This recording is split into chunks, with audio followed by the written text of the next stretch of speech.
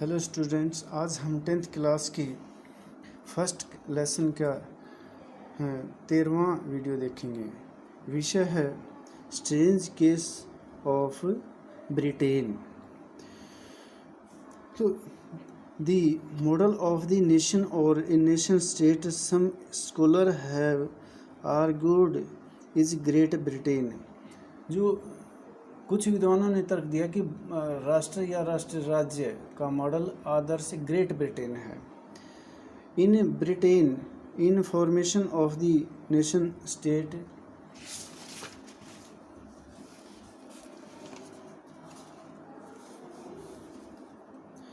was not result of a sudden upheaval of revolution। जो Britain में राष्ट्र राज्य का निर्माण अचानक हुई कोई उथल पुथल नहीं, बल्कि एक बड़ी क्रांति का परिणाम था। It was the result of a long drawn out process. There was no British nation prior to the 18th century.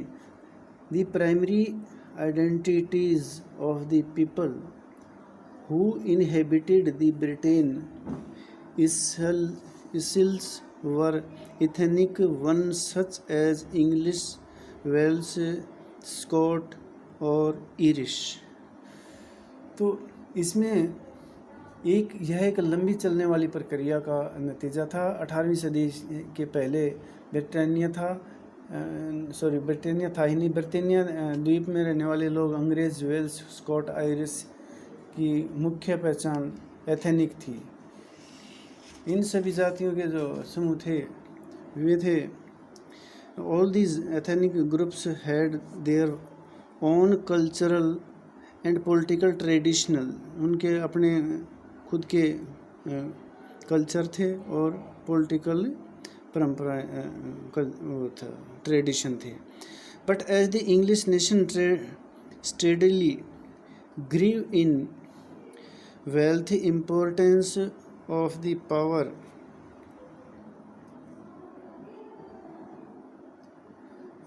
and power, it was able to extend its influence over the other nation of the islands. तो परंतु इसका जो द्वीप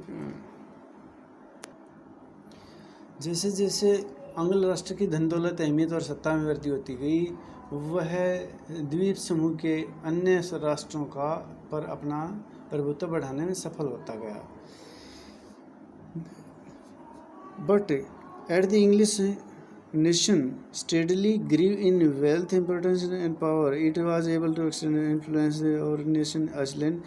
The English Parliament, which had seized power from the monarchy of 1688 at the end of a protracted conflict, was the instrument through which a nation state was England at its center came to be forged। तो जैसा कि जो ये इस संसद में के माध्यम से इस एक राष्ट्र राज्य का निर्माण हुआ जिसके केंद्र में इंग्लैंड था। इंग्लैंड और स्कॉटलैंड के बीच एक्ट भी बना था, पास हुआ था।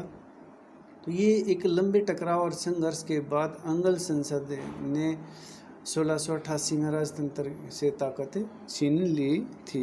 Act of union 1707 between England and Scotland that resulted in the formation of the United kingdom great Britain meant in effect that England was able to impose its influence on Scotland.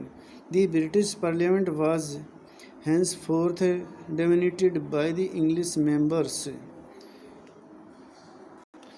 जो act 1707 में United kingdom great Britain का जो गठन हुआ, इसमें England व्यवहार में Scotland पर अपना प्रभुत्व जमा पाया।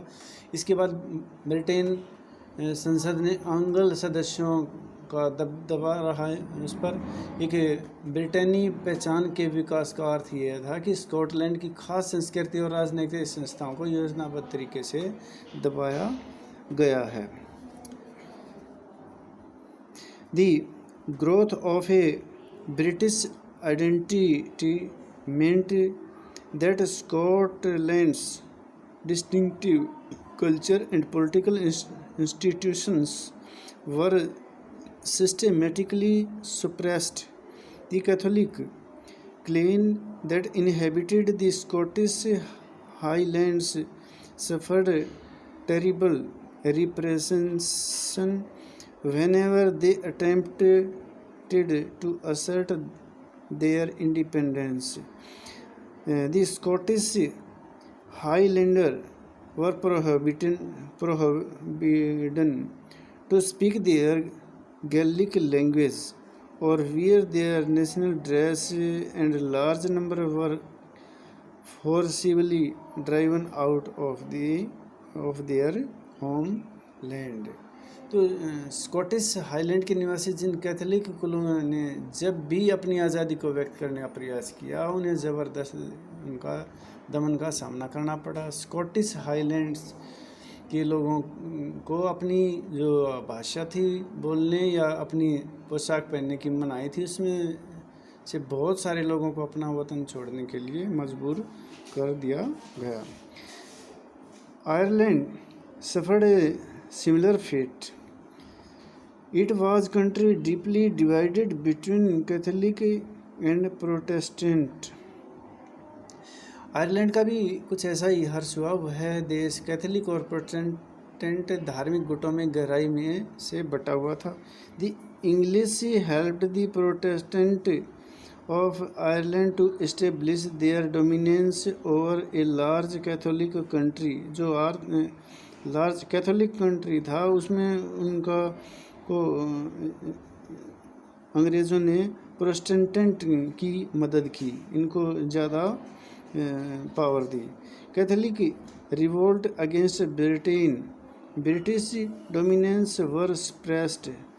तो कैथोलिक को दबाया गया, सप्रेस किया गया। After a failed revolt led Wolfe Tone and his United Irishmen 1798, Ireland was forcibly incorporated into the United Kingdom 1801। तो जैसा कि ब्रितानी प्रभाव के विरुद्ध हुए कैथोलिक विद्रोहों को निर्ममता से कुचल दिया गया। वोल्फटोन और उसकी यूनाइटेड आर्मी थी जो 1798 की अगुवाई में असफल विद्रोह के बाद 1801 में आयरलैंड को बलपूर्वक यूनाइटेड किंगडम में शामिल कर लिया गया। A new British nation was formed through the propagation of A dominant English culture. तो ये एक नए ब्रिटेन के प्रतीक चिन्हों ब्रितानी झंडा, यूनियन जैक और राष्ट्रीय गान को खूब बढ़ावा दिया गया। The symbol of the new Britain, the flag, national anthem, English language were activity promoted and older nation survived only the subordinate partners in this union। तो इस प्रकार से जो राष्ट्रीय गान था और ब्रितानी झंडा था उसको खूब बढ़ावा दिया। पुराने राष्ट्रीय गान इस संघ में मातहत सहयोगी के रूप में रह गए, यानी ये नाम मात्र के सहयोगी रह गए। ये आज की एक्टिविटी है। इसमें चित्रकार ने गरिबाल्डी को शोडिन पिडमंट के राजा को जूते पहनाते दिखाया गया है। अब इटली के नक्शे को फिर देखो, यह व्यंग्य चित्र क्या कहने का प्रयास कर रहा है। ये है आपकी एक्टिविटी। थैंक यू, धन्यवाद।